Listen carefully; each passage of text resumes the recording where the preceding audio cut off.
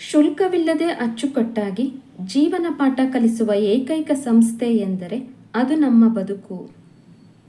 ಆತ್ಮೀಯ ಸ್ನೇಹಿತರೆ, ಈ ದಿನ ನೀಲಾ ಕೆ ಅವರ ರಚನೆಯ ರಂಜಾನ್ ಸುರಕುಂಭ ಪೂರಕ ಪಾಠದ ಪ್ರಶ್ನೋತ್ತರ ನೋಡೋಣ. ರಂಜಾನ್ ಸುರಕುಂಭ ಕವಿ ಪರಿಚಯ.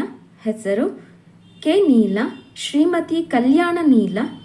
ಕಾಲ ಕ್ರಿಸ್ತಶಕ 1966. ಸ್ಥಳ ಬೀದರ್ ಜಿಲ್ಲೆಯ ಬಸವ ಕಲ್ಯಾಣ. ತಂದೆ ಕಾಶೀನಾಥ, ತಾಯಿ ಚೆನ್ನಮ್ಮ.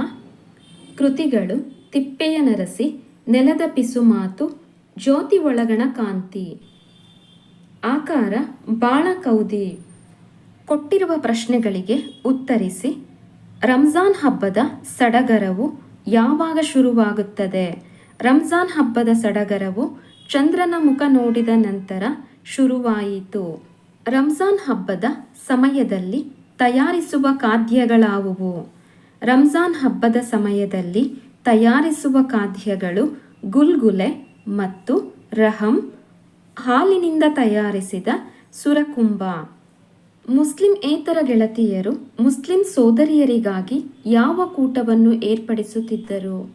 ಮುಸ್ಲಿಮೇತರ ಗೆಳತಿಯರು ಮುಸ್ಲಿಂ ಸೋದರಿಯರಿಗಾಗಿ ಇಫ್ತಿಯಾರ್ ಕೂಟವನ್ನು ಏರ್ಪಡಿಸುತ್ತಿದ್ದರು.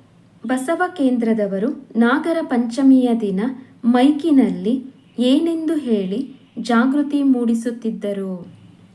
ಬಸವ ಕೇಂದ್ರದವರು ನಾಗರ ಪಂಚಮಿಯ ದಿನ ಮೈಕಿನಲ್ಲಿ ಹುತ್ತಕ್ಕೆ ಸುರಿದ ಹಾಲು ಹಾವು ಕುಡಿಯುವುದಿಲ್ಲ ಎಂದು ಹೇಳುತ್ತಿದ್ದರು.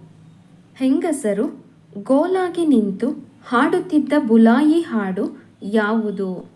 ಹೆಂಗಸರು ಕೈ ಹಿಡಿದು ಗೋಲಾಗಿ ನಿಂತು ಸಂಕಟ ನೋವುಗಳ ಸುಖ ಸಂತೋಷಗಳ ಬುಲಾಯಿ ಹಾಡು ಹಾಡುತ್ತಿದ್ದರು.